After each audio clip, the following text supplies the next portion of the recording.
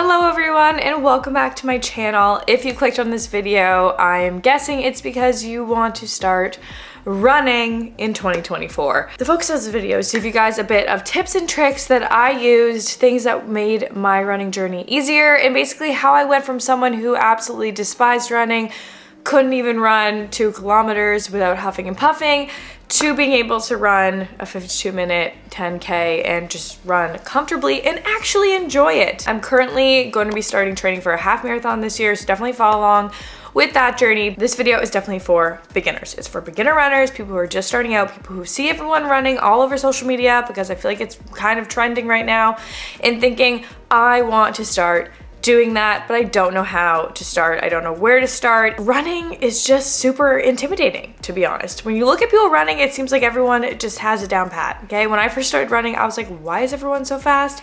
Why does it seem like everyone is breathing perfectly fine while I feel like I'm about to pass out? To begin, I'm gonna talk to you guys about the apps that I used when I was first starting out my running journey. So the first app that I used was actually the Couch to 10K app. It is an app you have to pay for, but I honestly found it super helpful when I was just starting out. So with this app, it gets you to walk and run in intervals, and you kind of slowly build up to running the entire time. I found this really helpful in the beginning because the first couple months of running I found the most difficult. I just had no cardio fitness, aerobic fitness levels were in the toilet. I also feel like I started out way too fast with my pace. I think that's something that a lot of new runners do, is they start off literally running and going way faster than you can as a beginner, because you will totally burn out and find yourself huffing and puffing and having to stop, which affects your ego and you're like, I can't run, and then next thing you know, you give up and you don't want to run at all. I skipped over 5K because I was like, I feel like at that time, my fitness level, I was like, I can run more than 5K. Even though I couldn't run more than 5K, but I was just a little bit overconfident because I had been doing a lot of HIIT training and like cardio classes kind of thing. So I was like, okay, I'm not starting from ground zero, like the absolute couch. I used the Couch to 10K app. I really enjoyed it in the beginning, and it gave me the confidence to sign up for a 10K race. And once I signed up for the race, I was like, okay, I need a different app. I need something that's gonna help me train for this race, because personally I'm quite competitive, and I was like, I don't want to do a slow 10K even for my first one. Like, I need to go out there and do a good 10K race. The next app that I used was the Runna app, and this is the app that I recommend for anyone who's training for a race. I absolutely love this app so much. It helped me immensely with my training for my first 10K race, and I really owe it, I think, to that app for me being able to do a 52-minute 10K for my first ever 10K race. I was really happy with that as somebody who doesn't typically run. I was like, all I want to do is get it under an hour, and to get it down to 52 minutes made me so happy. So basically it splits your training regimen. It gives you timings, paces. I ran 3 days a week when I was training on this app, so I would do a long run, an easy run, in an interval, or kind of run like that. And it really helped me slow down my running as well, because when I gave it my time that I was able to run a 5K, and it basically takes that and then gives you pacing from that, and I found that so helpful because it helped me slow down. And slowing down while running is one of the biggest keys that I can give you guys, is to not run super fast in the beginning. Start your pace out low. You want to build up that cardio strength, your heart strength. You want you to be able to run without your heart peaking to the ultimate top, because that's when you're going to absolutely burn out, and you build that up by running slowly. So I started off running, I was running around at like a 6:50, 6:30 pace, a kilometer. And this I found so beneficial, just building that up slowly, building up my distance while running slow. Also built up my confidence because I was able to run longer distances at a slow pace. And do not, my number one tip is, do not compare yourself to people running around you. You have no idea how long these people have been running for. These people could be running for 5, 6, 7 years, and you're just starting out. Everyone sucks at the beginning, okay? Unless you're like some ultimate athlete, everyone struggles at running in the beginning when you never run. You have to build it up. It's like anything, practice will make you better, and consistency will make you better. So yeah, that's basically what I did, and I'm currently gonna be using the Runna app again to train for my half, which I'm really excited about. But those are the 2 apps that I highly recommend. And my number 1 tip is just to leave your ego at the door when you start running. Leave that ego at the door, forget about it. You're probably gonna suck, but everyone sucks before they get good, especially when it comes to pace and stuff. If you have to run slow, run freaking slow. If you have to walk and then run, walk and then run. This is your journey, and the best thing about running is it really is you versus you. It's not you versus anyone else in your little running journey. Anyone else. Now I'm gonna move on to some things that you might need to start off your running journey. And honestly, you don't need much, okay? The number one thing that I would recommend to start off your running journey is a good pair of running shoes. And of course, I would recommend that you go into a running store and get fitted for running shoes. This is not what I did because I just didn't do that, but I would recommend it for anyone. Go into a store, get fitted. Everyone has a different gait in how they run. People are flat-footed, some people have high arches, some people are just like perfectly regular footed and they can probably wear any running shoe they want. But if you find yourself flat-footed or have super high arches or any sort of pronation, definitely go into a running store. Personally, I'm flat-footed, so I picked up the Brooks Adrenaline sneakers. These are the shoes that I trained in my 10K for and the shoes that I ran for the majority of the beginning of my running experience, and I loved these. I had no issue with them at all when it came to any sort of injuries or pain. Loved them. They basically have a bit more of support, so they're really braced in the ankle to help stop pronation, whether that's in or out. It just stops your ankles from rolling while you're running. If you are flat-footed and you find you have pronation, I would recommend them, but again, probably should go to a running store. The running shoes are the main thing that I recommend that you guys get because they are what's going to prevent the injuries. The worst thing with running is getting an injury because it's going to set you back so much and discourage you. So you want to get a good pair of shoes that are going to support your feet throughout your journey. My next favorite pair are a new pair to me, but I thought I would share them to you guys because I just got them. These are the ones that I'm going to be training in for my half marathon. So these ones are a little bit less supportive, but they're a bit better for speed. So these are the Saucony Endorphin Speed 3s, I believe. But I love these shoes. So far, they're super lightweight, way lighter than the Brooks, like by a lot, I feel like. They're not as supportive, but I don't find any issues with them so far. My ankles and everything have felt fine, so I'm not worrying about it too much anymore. I'm kind of been more, now that I've gotten my base down, I'm like, hey, I can experiment with shoes a bit and see which ones I really like without worrying too much because I haven't had any issues with these. I ran an 8K in them yesterday and I loved them. So yeah, these are my current training shoes. Also the colorway I just am obsessed with. I love the green laces. Running shoes are definitely a necessity. Please don't run in Converse or Jordans or something like that. Get yourself a pair of running shoes that will help protect your feet, your ankles, your knees, your hips, all that, because you don't want to get injured. Number two thing that I would recommend is a good pair of headphones. So I have two favorites here that I run with. So these are the ones I started off with. These were just my gym headphones, but honestly I had no issues with them. They're the Bose Sport headphones. They're basically like little in-ear headphones.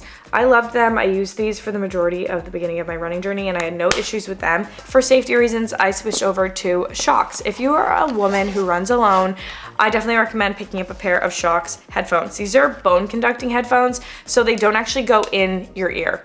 So basically you're able to listen to music while running, but also being aware of your surroundings, which I think is so important whether you're running out in a trail run or if you're running in a city. You need to be aware of what's going on around you, especially for safety. And if you're a woman running alone or a man running alone, it's just good to be aware of what's going on around you and not completely getting rid of your sense of hearing. These are the Run Pros. I got them in the small size. You can measure your head basically, but they also have ones now that aren't don't wrap around your head, so you can also pick up those. I wore these when I raced my 10K and I loved them. People around you also cannot hear your music, just so you're aware. I honestly thought, I was like, oh my god, everyone around me can just hear my music blasting, but they can't. I'm just sat editing this video and I realized that I forgot to talk about another essential, which is my Garmin.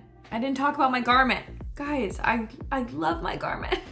But I definitely recommend a watch to track your runs with. You can also sync that to the apps, which is really amazing. Like I sync this to my Run app and I have all my runs on my watch, which makes it so much easier when you were training for a race. It's also just great to see your pace, your heart rate, all that stuff. I love Garmin because the battery is way better than an Apple Watch, but if you already have an Apple Watch, of course that'll do. But I didn't want to like not mention this. I can't believe I forgot to talk about my Garmin. Like, who am I to not talk about that? I'm really obsessed with it. But anyways, back to the video. And then the last thing that I would recommend for your running journey is just a running belt or a running vest. Just something that you can carry your phone in. and your keys. And when you get to longer distances, maybe gels,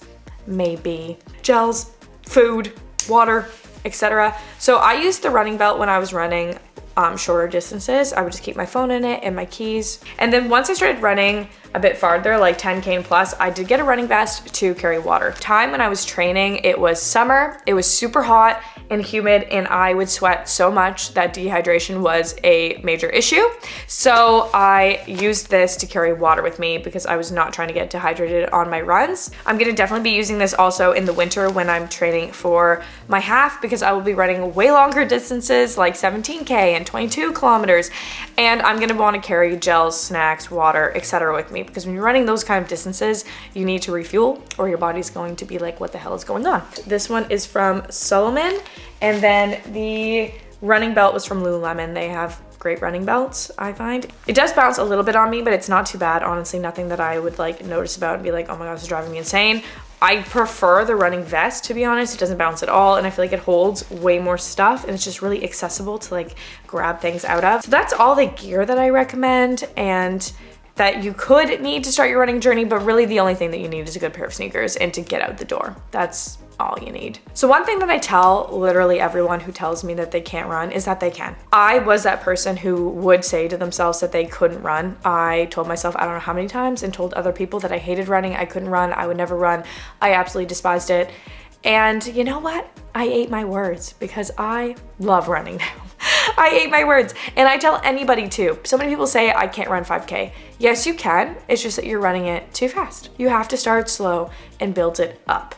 And starting and running slow really helps your journey in the long run. When I was training for my 10K, during my training sessions, my pace and my average time for a 10K was around 1 hour and 2 minutes. I shaved off 10 minutes in the race. So running slow helps you in the race when your adrenaline is pumping and you're running way faster than you normally would. All that base training and running slow has built up your cardiovascular strength, your heart strength, and it helps you in those moments push yourself a lot harder. And running slow over time will build up your pace. Last May, June, July-ish, I was running 8K at around a 6:30 pace. That's what was comfortable to me. That's what kept my heart rate at a kind of stable zone.